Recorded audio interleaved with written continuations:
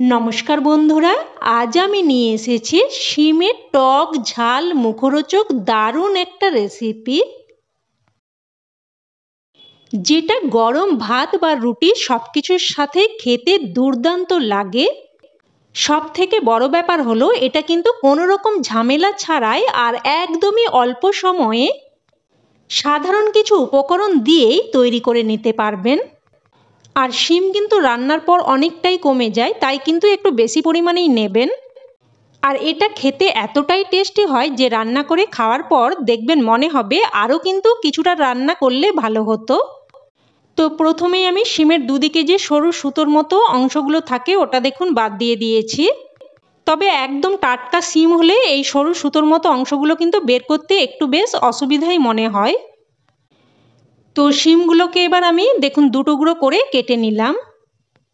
এবার এগুলোকে ভালোভাবে ধুয়ে নেব। তো দেখুন একদম ভালোভাবে ধুয়ে নিয়েছি। এবার এখানে নিয়ে নিচ্ছি দুটো টমেটো, আর টমেটোর উপরে এইভাবে দুদিকটা আমি একটু করে কেটে দিচ্ছি। তো টমেটোটাও রেডি করে নিলাম, আর টমেটোও কিন্তু আমি খুব ভালোভাবে ধুয়ে নিয়েছি। এবার এখানে আমি নিয়ে নিয়েছি কিছু মটরশুঁটি। এবার মটরশুঁটিগুলো ছাড়িয়ে নেব।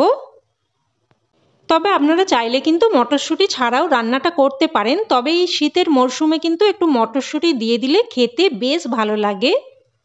তো মটরশুঁটিগুলো রেডি করে নিলাম। এবার আমি এখানে নিয়েছি একটা প্রেসার কুকার।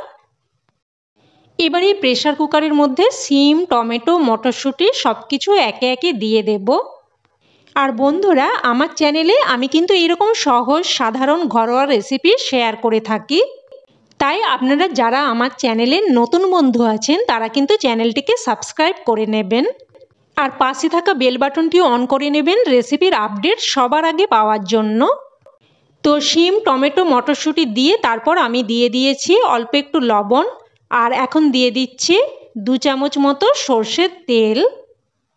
আর এখানে কিন্তু কোনো রকম জল দেওয়ার প্রয়োজন নেই। তো এবার প্রেসার কুকারের ঢাকনা আটকে দিচ্ছি। এবার গ্যাস অন করে প্রেসার কুকারটা বসিয়ে দিয়েছি, আর কিন্তু জাস্ট দুটো সিটি দিয়ে দেব। তো দুটো সিটি পড়ে গেলে এবার এটা নামিয়ে কিছুক্ষণ রেখে দিচ্ছি। এবার আমি এখানে নিয়ে নিচ্ছি প্রায় 8 থেকে 10 কোয়া মতো রসুন, কয়েকটা কাঁচা লঙ্কা। তবে ঝালটা কিন্তু অবশ্যই আপনারা আপনাদের স্বাদ অনুযায়ী দিয়ে দেবেন। আর নিয়ে নিলাম 1 মুঠো ধনেপাতা।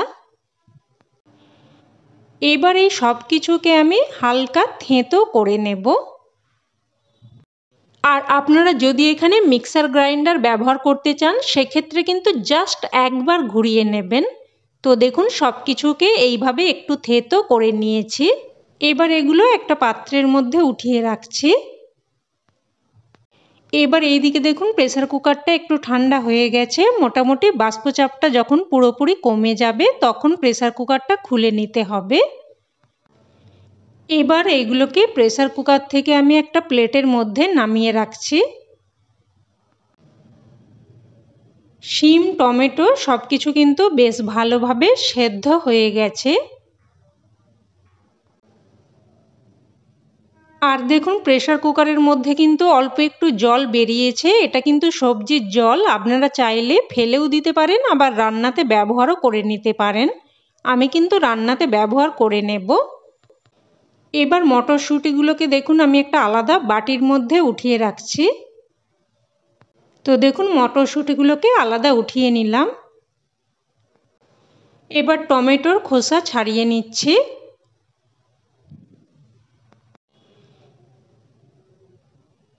এবার শিমগুলোকে মেখে নেব। বন্ধুরা, শিমের এই রান্নাটা এইভাবে একবার হলেও বানিয়ে দেখবেন। খেতে দারুণ মুখরোচক ও দারুণ টেস্টি হয়, আর বানাতেও একদমই কম সময় লাগে। তো দেখুন শিমগুলোকে মেখে নিয়েছি, আর খুব ভালোভাবে মাখার প্রয়োজন নেই, মোটামুটি এইরকমভাবে একটু মেখে নিলেই চলবে। আর শিম মাখার সময় দেখবেন এইরকম অনেক সুতোর মতো অংশ বেরোয়, তো এইগুলো বাদ দিয়ে দিলাম। এবার টমেটোগুলোকেও শিমের সাথেই মেখে নেব। তো টমেটো আর শিম সব কিছু একসাথেই মেখে নিলাম।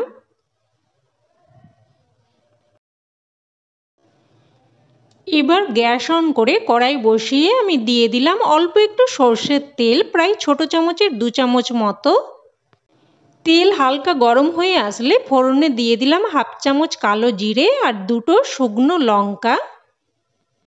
এবার ফোড়নটাকে নাড়াচাড়া করে কয়েক সেকেন্ড ভেজে নেব। তো ফোড়নটা ভালোভাবে ভেজে নিয়েছি। এবার এর মধ্যে যে রসুন, কাঁচা লঙ্কা, ধনেপাতা থেতো করে রেখেছিলাম ওটা দিয়ে দিলাম। তো এবার এগুলোকে একটুক্ষণ নাড়াচাড়া করে ভেজে নেব। আর এই ধনেপাতা, রসুন, কাঁচা লঙ্কা সব কিছু একসাথে মিলে কিন্তু একটা দারুণ ফ্লেভার বেরিয়েছে।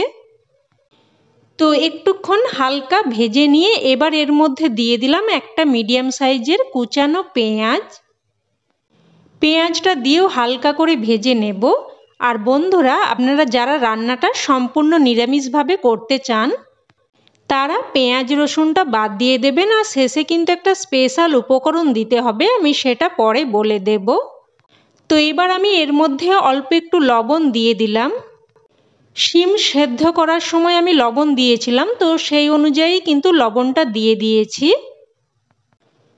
লবণটা দিয়েও সব কিছু একটুক্ষণ নাড়াচাড়া করে ভেজে নিলাম। এবার এর মধ্যে মেখে রাখা শিম আর টমেটো দিয়ে দিলাম। আর সাথে সবজি সেদ্ধর যে জলটা আমি রেখে দিয়েছিলাম ওটাও দিয়ে দিলাম। সাথে অল্প একটু হলুদ গুঁড়োও দিয়ে দিলাম। এবার সব কিছু নাড়াচাড়া করে ভালোভাবে মিশিয়ে নেব।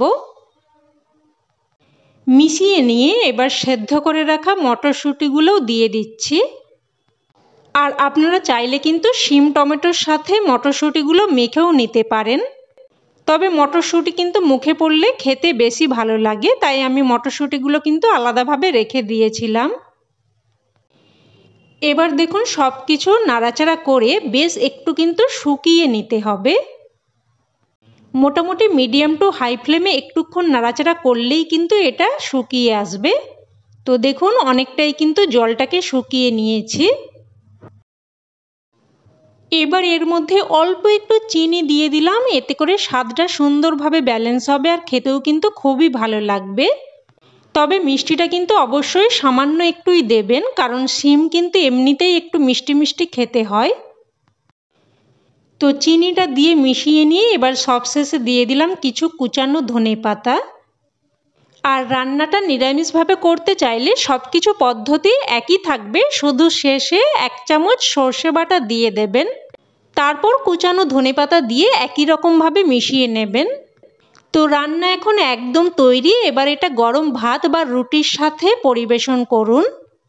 খেতে এক কথায় অসাধারণ লাগে।